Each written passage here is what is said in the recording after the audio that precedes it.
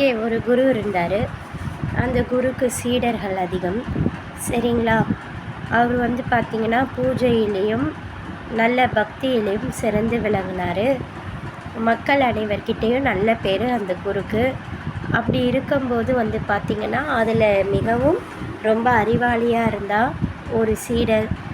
ரொம்ப என்ன சொல்கிறது, அவன் அறிவை பார்த்து அத்தனை பேரும் சொல்ல ஆரம்பிச்சிட்டாங்க, நீ கூடிய சீக்கிரத்திலேயே நீ இங்கே சீடர்களாக வந்துடுவப்பா, குருவாக வந்துடுவ, சீடராக நீ மற்ற சீடர்களுக்கு எல்லாருக்குமே நீ குருவாக வந்துடுவ. கூடிய சீக்கிரம் உன் குருவை விட நீ ரொம்ப அறிவாக இருக்க, ரொம்ப பக்திமயமாக இருக்க, தெளிவாக இருக்க. அவரை புகழ்ந்து தள்ளாங்க அந்த சீடரை. இதை குருவால் பார்த்து ஏற்றுட்டு போக முடியல, பொறாமை வந்துவிட்டது. அவர் என்ன யோசிச்சாருன்னா, எப்படியாச்சும் இவனுக்கு நம்ம தவறாக சொல்லி கொடுக்கணும், கடவுளுடைய அருளே பெறக்கூடாது, இவன் கடவுளுடைய கோபத்துக்கும் சாபத்துக்கும் ஆளாகணும் அப்படின்னு முடிவு பண்ணிட்டாரு.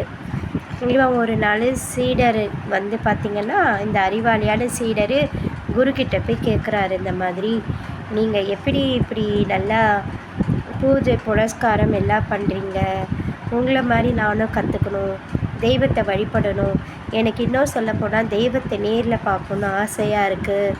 நான் இந்த மாதிரி நாட்டில் நிறைய பேருக்கு நல்லதை பண்ணணுன்னு நினைக்கிறேன்.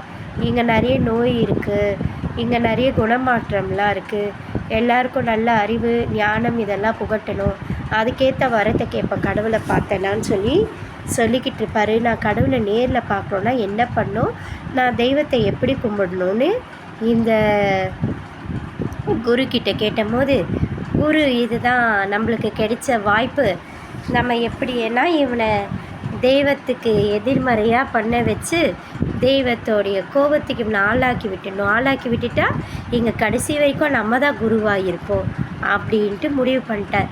பேர் புகழ் எல்லாமே நமக்கு தான். இந்த சீடரை வச்சு இங்கே என்ன சொல்கிறது, பூஜை பண்ண சொல்கிறதோ அர்ச்சனை பண்ணுற சொல்கிறதெல்லாம் இந்த குருக்கு சுத்தமாகவே பிடிக்கல. நம்மளை தான் நம்ம இல்லாத டைமில் கூட இவனை கூப்பிட்டா பரவாயில்ல, நம்ம இருக்கும் போதே இவன் பண்ணுறது அருமையாக இருக்குது, பிடிச்சிருக்கு, மனசுக்கு திருப்தியாக இருக்குதுன்னு சொல்கிறதெல்லாம் ஏற்றுக்கவே முடியாது. நான் தானே எங்கள் குரு, நான் தானே பெரிய ஆள் அப்படின்ட்டு முடிவு பண்ணார். ஒரு நாள் இவர் என்ன பண்ணுறாரு, ஊரில் இருக்க அத்தனை பேரையும் கூப்பிட்றாரு. ஏன்னா இந்த சீடரை அசிங்கப்படுத்தணும்னு முடிவு பண்ணிட்டாரு. நான் இங்கே ஒரு பூஜை ஒன்று பண்ண போகிறேன், அனைவரும் வாங்க அப்படின்ட்டு சொல்லி கூப்பிட்டாரு. சரி, இவர் ஏதோ சொல்ல வர போகிறாருன்னு குருக்கு தெரியும், இங்கே என்ன பண்ணால் தெய்வம் வரும் என்று. அப்போது தெய்வம் கோவப்பட்டு அந்த சீடனுக்கு சாபமிடும் என்று நினச்சார்.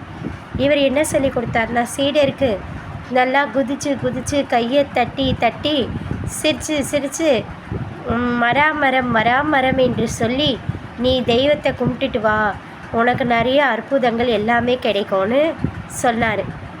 இவன் மராமரம் மராமரம் மராமரம் என்று தெய்வத்தை ஏறுக்குமாறாக சொல்லி வணங்கிட்டு வந்தான். நல்லா குதிச்சு சாமி கும்பிட்டுட்டு வந்தான்.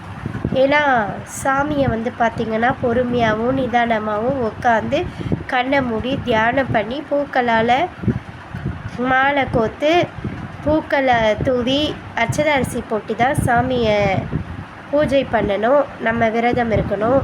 ஆனால் இங்கே இவன் சாப்பிட்டு கொண்டு அவர் குரு சொல்லி கொடுத்த மாதிரி தப்பாக சாப்பிட்டுக்கிட்டு குதிச்சுக்கிட்டு பாடிக்கிட்டு மராமரம் என்று தப்பாக ராம என்பதை மராமரம் என்று சொல்லி கொடுத்து அவனும் அதை உபசரித்தான். ஆனால் ஒன்று மராமரம் சொல்லும் போது ராமராமா என்று தான் வருகிறது.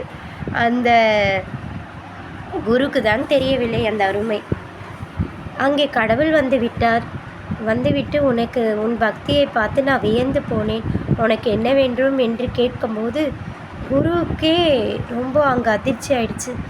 நம்ம தப்பாக சொல்லி கொடுத்தோம், என்னங்க கடவுள் சொன்னார், உன்னோட உண்மையான பக்தியும் உன்னுடைய ஆர்ப்பரிப்பு கேட்டும் நான் இங்கே வந்திருக்கிறேன், உனக்கு என்ன வேண்டும் என்று கேட்டார். இங்கே இருக்கும் அனைவரும் குறையின்றி நிறைவாக வாழணும், இங்கே யாருக்கும் எந்த நோய் நொடியும் வந்திடவிடக்கூடாது.